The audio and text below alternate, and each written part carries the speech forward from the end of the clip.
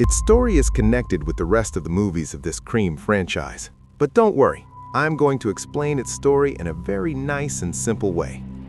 In the beginning of the story, we are shown a couple who come to a house in the evening. It is revealed that they have bought that house. Then both of them go inside that house. There were some things in the house, and it is revealed that many murders have happened in that house before. But Scott wasn't bothered by any of this and was lying down at the spot where the police had marked his dead body, taking selfies, and he was making fun of it all. But his girlfriend was a little scared. Then she starts to go to the bathroom, and shortly after, she comes out screaming and tells Scott that there's a man in the room wearing a mask. If the killer is present, they both enter the room and the boy approaches Ghostface, and the ghost signals him to attack. But he was behaving like a robot, so the boy took off his flesh and showed it to his girlfriend. He was just an advanced robot and nothing else. Then he made him wear his mask. Then they both started planning dinner. Just then, Scott gets a call from a stranger who knew they were at the house and asks him something. At first, he was talking to her in a very friendly manner, but gradually his tone becomes aggressive and he tells her that he is going to die today. Then, after some time, Lily also gets a call from that unknown man, and he was asking her something, and he tells her that she is going to die today. But both of them do not take it very seriously. Sometime later, Lily comes looking for Scott in the room where Ghostface was, and he isn't afraid of her because he knows she's a robot. But then another ghost arrives. Lily gets scared when she sees him and approaches him, but she finds out it was Scott and he was pranking her and apologizes that it was a bad idea.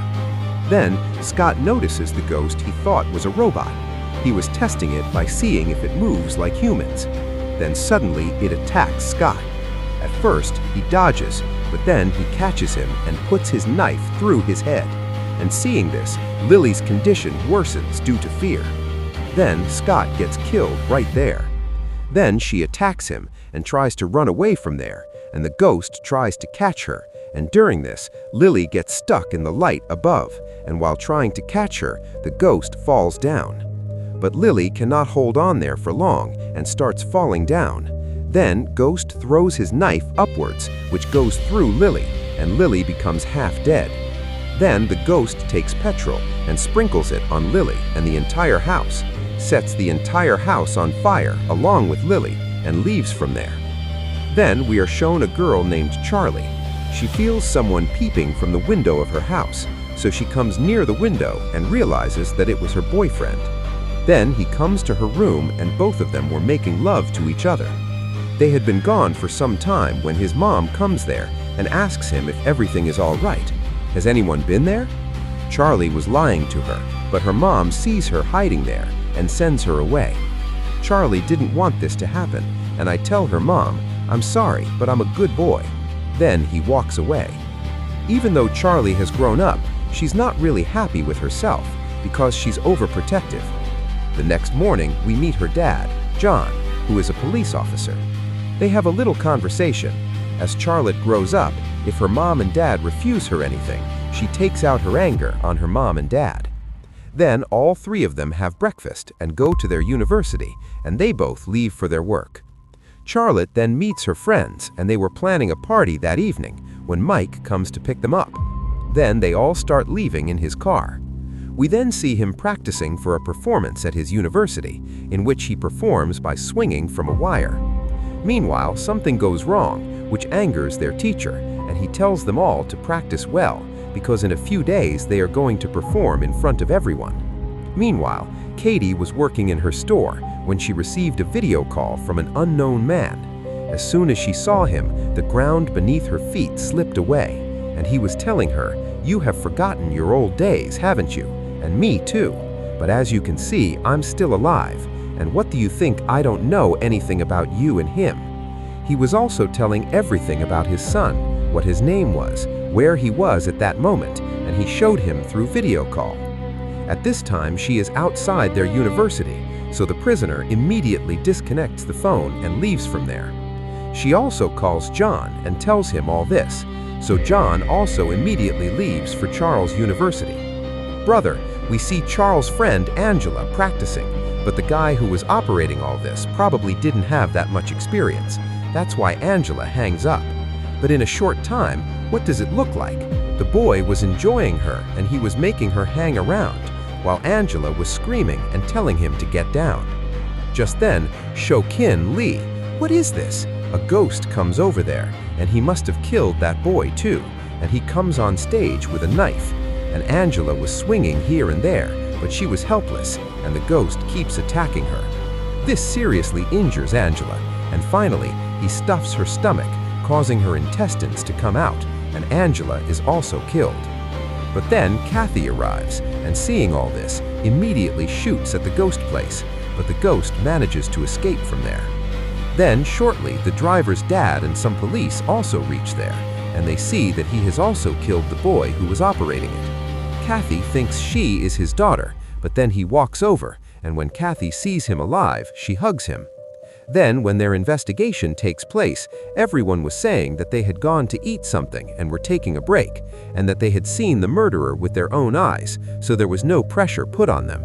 And anyway, they were all in shock when their friend was killed. Then, he brings Charlotte home, and they were about to go somewhere else. Charlotte asks him how she can leave her friends alone in this condition. So her mom says she will be a danger to whoever she lives with, so they have to leave from there.